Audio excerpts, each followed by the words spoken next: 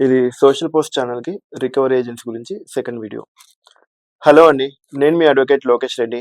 ఈ రోజుల్లో మనం చూస్తున్నట్లయితే క్రెడిట్ కార్డ్ రికవరీ ఏజెంట్స్ గానీ, పర్సనల్ లోన్ రికవరీ ఏజెంట్స్ గానీ, మరి ఏ ఇతర బ్యాంక్ రికవరీ ఏజెంట్స్ గానీ హెరాస్ చేయటం చూస్తా ఉన్నాం.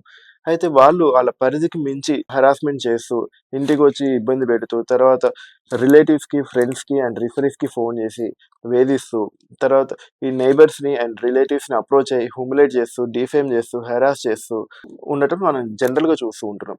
అయితే వీటన్నిటికి ఒక సొల్యూషన్ ఏంటంటే హైకోర్ట్‌లో రిట్ పిటిషన్ ఫైల్ చేసి ఆర్‌బీఐ గైడ్‌లైన్స్‌ని స్ట్రిక్ట్‌గా ఫాలో అవ్వమని మనం గనక అడిగినట్లయితే కోర్ట్‌లో మనకు ఆర్డర్ వచ్చే అవకాశం ఉంది. లోయర్ కోర్ట్‌లో కూడా చాలామంది ఇంజంక్షన్ పిటిషన్ వేస్తూ ఉన్నారు. ఈ లోయర్ కోర్ట్‌లో ఇంజంక్షన్ పిటిషన్ వేసుకుంటే వాళ్ళని మన ప్రిమిసెస్‌కి రాకుండా మాత్రమే ఆపగలం.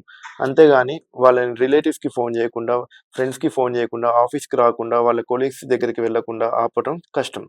సో, దానికి మీరు రిట్ పిటిషన్ ఫైల్ చేసుకుంటే మీకు ఫుల్ ఫ్లెడ్జ్డ్‌గా 360 డిగ్రీ ప్రొటెక్షన్ వచ్చి మీకు 100%గా మీకు ఈ హరాస్మెంట్ ఆగే అవకాశం ఉంటుంది. సో, నా సజెషన్ ఏంటంటే లోయర్ కోర్ట్‌లో ఓఎస్ వేసుకొని ఇంజంక్షన్ పిటిషన్ వేసుకునే కన్నా ఈ హైకోర్ట్‌లో ఈ రిట్ పిటిషన్ వేసుకుంటే మీకు త్వరగా న్యాయం జరిగే అవకాశం ఉంది.